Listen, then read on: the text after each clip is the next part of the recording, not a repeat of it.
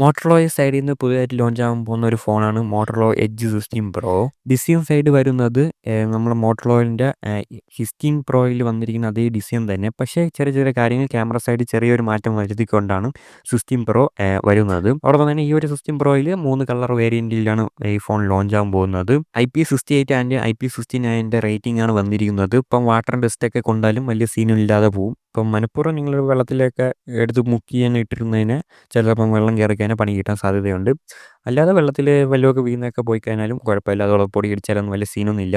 പിന്നെ മിലിറ്ററി ഗ്രേഡിൻ്റെ ഇതുണ്ട്. പ്രൊട്ടക്ഷനായിട്ട് വരുന്നത് ഗൊറീല ഗ്ലാസ് 7 ആണ് വരുന്നത്. അപ്പോൾ ഗൊറീല ഗ്ലാസ് 7 എന്ന് പറയുമ്പോൾ തന്നെ മനസ്സിലാക്കണം, തറ വീണാലും പൊട്ടാനൊന്നും സാധ്യത വളരെയധികം കുറവാണ്. അപ്പോൾ നമുക്കിനി ഡിസ്പ്ലേ സൈഡ് ചെക്ക് ചെയ്യണമെങ്കിൽ 6.7 ഇഞ്ചിൻ്റെ HDR സപ്പോർട്ടുള്ള OLED ഡിസ്പ്ലേ ആണ് ഇരിക്കുന്നത്. 120 ഹെർട്സിൻ്റെ റിഫ്രഷ് റേറ്റ് വരുന്നുണ്ട്. അതോടൊപ്പം തന്നെ 4500 നിക്സിൻ്റെ പീക്ക് ബ്രൈറ്റ്നസ് വരുന്നുണ്ട്. ഡിസ്പ്ലേയിലാണ് ഫിംഗർ പ്രിൻറ്റും കാര്യങ്ങളും വന്നിരിക്കുന്നത്. അതുകൊണ്ട് ഇപ്പം മഴയൊക്കെ പെയ്ത് ഡിസ്പ്ലേ നനഞ്ഞിരുന്നാലും ഫിംഗർ പ്രിൻറ്റ് കാര്യങ്ങളൊക്കെ സ്മൂത്തായിട്ട് വർക്ക് ചെയ്യുന്നതായിരിക്കും. പ്രൊസസ്സർ സൈഡ് നോക്കുന്നെങ്കിൽ നമുക്ക് MediaTekൻ്റെ Dimensity 8350 ആണ് ഇരിക്കുന്നത്. LPDDR5X റാമാണ് ഇരിക്കുന്നത്. സ്മൂത്തും കാര്യങ്ങളായിരിക്കും. പിന്നെ ഗെയിമിംഗ് സൈഡൊക്കെ അത്യാവശ്യം നല്ല രീതിയിൽ ഈ ഒരു പ്രോസസ്സ് കൊണ്ട് റൺ അപ്പ് ചെയ്യാൻ പറ്റും. എന്നുവെച്ചാൽ ഒരു മിഡിൽ യൂസർ ആണെങ്കിൽ നിങ്ങൾ അവർക്കൊക്കെ നല്ല രീതിയിലും യൂസ് ചെയ്യാനും കാര്യങ്ങൾക്ക് പറ്റും. പിന്നെ അതോടൊപ്പം UFS 4.0 ആണ് ഇരിക്കുന്നത് സ്റ്റോറേജ്. അപ്പോൾ സ്മൂത്തിൽ നിങ്ങൾക്ക് ഡാറ്റാസ് ഷെയറിങ്ങും കാര്യങ്ങളും കയറ്റാനും ഇറക്കാനൊക്കെ പറ്റും. പിന്നെ അതോടൊപ്പം തന്നെ AI പ്രോസസ്സറാണ്. അതോടൊപ്പം തന്നെ പവർ എഫിഷ്യൻ്റാണ് ഈ ഒരു പ്രോസസ്സർ.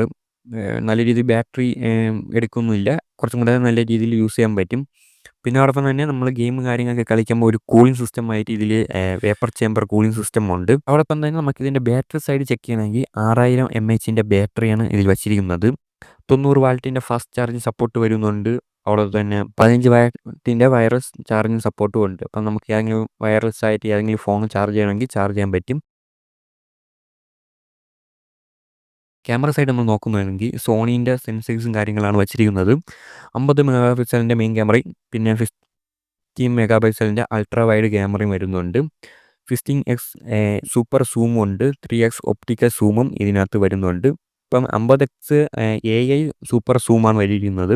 അപ്പോൾ സൂം ചെയ്താലും ആ ഒരു ക്ലിയർ നല്ല രീതിയിൽ എടുത്തിരിക്കും. അതോടൊപ്പം ലൈറ്റൊക്കെ നല്ല രീതിയിൽ ബ്രൈറ്റ് ആയിട്ട് നിൽക്കാനായിട്ട് ഹെൽപ്ഫുള്ളാണ്. പിന്നെ അതോടൊപ്പം ഫ്രണ്ട് ക്യാമറ 15 മെഗാ പിക്സലിൻ്റെ ഫ്രണ്ട് ക്യാമറയാണ് ഇതിൽ വരുന്നത്. അപ്പം എല്ലാ ക്യാമറയും 50-50 ആണ്. AI പരിപാടി ഉണ്ട്.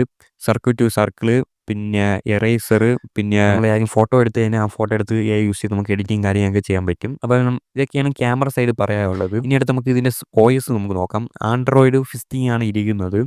അപ്പം 3 വർഷത്തെ ആൻഡ്രോയിഡ് അപ്ഡേറ്റും 4 വർഷത്തെ സെക്യൂരിറ്റി അപ്ഡേറ്റുമാണ് ഈ ഒരു കമ്പനി പറയുന്നത്. നമുക്ക് എന്തായാലും നോക്കാം. അതോടൊപ്പം തന്നെ ഇതിൽ സ്മാർട്ട് കണക്റ്റിംഗ് ഓപ്ഷൻ ഉണ്ട്. എന്നുവെച്ചാൽ മോട്ടറോളയുടെ ലാപ്ടോപ്സ്, ടാബ് കാര്യങ്ങളൊക്കെ ആയിട്ട് നമുക്ക് ക്വിക്ക് ഷെയർ പോലെ പെട്ടെന്ന് ഡിവൈസ് ഇപ്പോൾ നമ്മൾ പല ഫോണിൽ സിസ്റ്റം ബിൽഡ് ചെയ്യണ പോലെ ഇതിലും ഈ ഒരു സംഭവം വരുന്നുണ്ട്.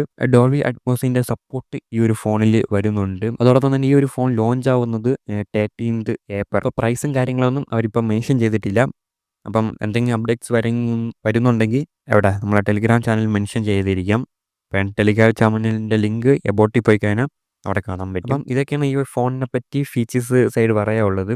ഇത്രയും ഫീച്ചേഴ്സ് വെച്ച് ഞാൻ നോക്കുന്നെങ്കിൽ ഈ ഒരു പ്രൈസ് വരാൻ ഒരു 35 അതിൻ്റെ അകത്തായിരിക്കാം പ്രൈസ് വരാൻ സാധ്യതയുള്ളത്. 35 ഇല്ലെങ്കിൽ ഒരു 30-25 അതിൻ്റെ ഇടയിൽ വരാനാണ് സാധ്യത കൂടുതലും. നമുക്ക് എന്തായാലും നോക്കാം. പിന്നെ അതോടൊപ്പം തന്നെ ഇതിൽ പറയാനുള്ളതെന്ന് വെച്ചാൽ ഈ ഫോൺ എടുക്കാൻ ഉദ്ദേശിക്കുന്നുണ്ടെങ്കിൽ നിങ്ങളൊരു ഹെവി യൂസറാണ്, ഹെവി മിഡിൽ രീതിയിൽ യൂസ് ചെയ്യുന്ന ഒരാളാണെങ്കിൽ എന്തായാലും ഈ ഫോൺ ലോഞ്ച് ആയിട്ട് നമുക്ക് ബാക്കി കാര്യം ഡീറ്റെയിലിംഗ് റിവ്യൂസ് നമുക്ക് നോക്കാം.